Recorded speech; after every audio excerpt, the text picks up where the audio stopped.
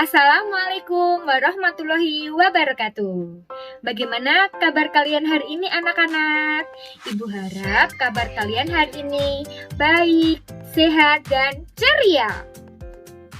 Hari ini kita akan belajar mengenai tema 1, subtema 1, pembelajaran 2, mengenai ciri-ciri makhluk hidup.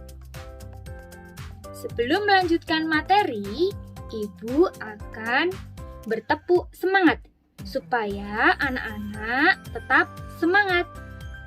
Tepuk semangat. Semangat. Semangat.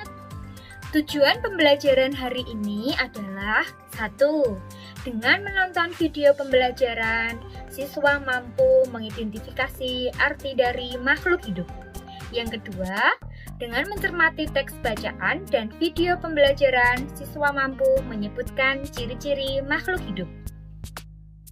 Nah, di sini ada teks pola irama pada lagu Cicak di Dinding.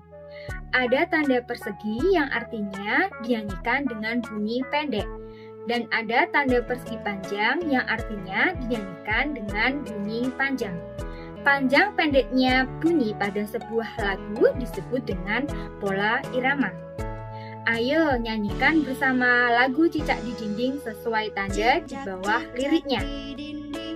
Diam-diam merayap, datang seekor nyamuk, hap, lalu ditangkap. Setelah bernyanyi bersama, ternyata muncul adanya cicak. Nah, sekarang ibu mau bertanya, apakah cicak termasuk makhluk hidup? Jawabannya, iya apa tidak? Kalau masih bingung, kita buktikan. Apa itu makhluk hidup? Makhluk hidup adalah suatu organisme yang dapat mempertahankan dirinya dari berbagai perubahan lingkungan dan dapat berkembang biak untuk melestarikan jenisnya. Yang termasuk ke dalam golongan makhluk hidup adalah bakteri, tumbuhan, hewan, dan manusia. Berarti cicak termasuk hewan. Intinya, cicak termasuk makhluk hidup. Adapun ciri-ciri makhluk hidup. Yang pertama, bernafas. Bernafas adalah proses menghirup oksigen dari lingkungan dan mengeluarkan gas karbon dioksida dari tubuh. Yang kedua, bergerak. Seperti halnya manusia dan hewan yang dapat bergerak bebas atau berpindah tempat. Yang ketiga, tumbuh. Artinya, mulai dari kecil hingga menjadi besar.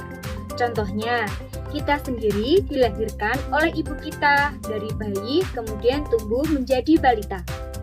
Tumbuh menjadi anak-anak, tumbuh menjadi remaja, dan tumbuh menjadi orang dewasa.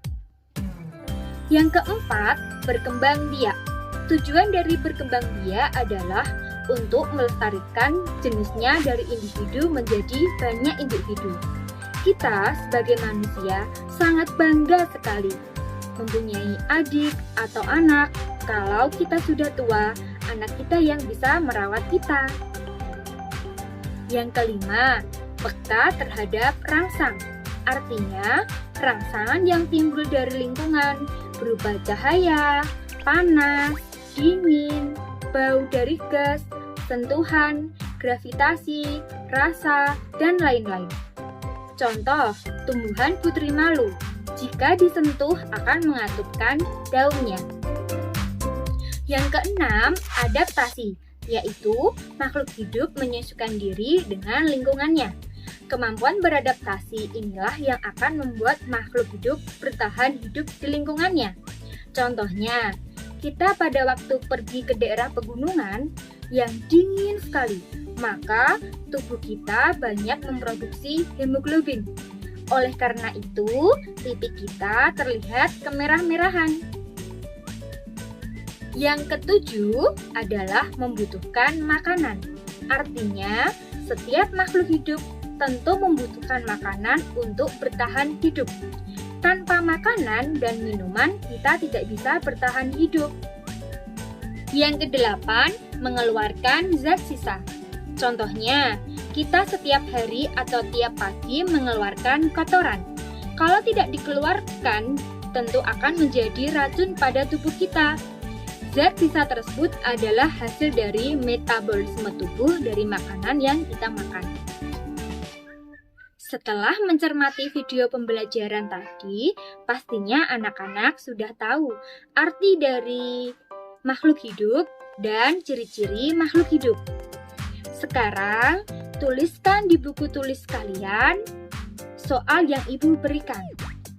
Yang pertama, apa yang dimaksud dengan makhluk hidup?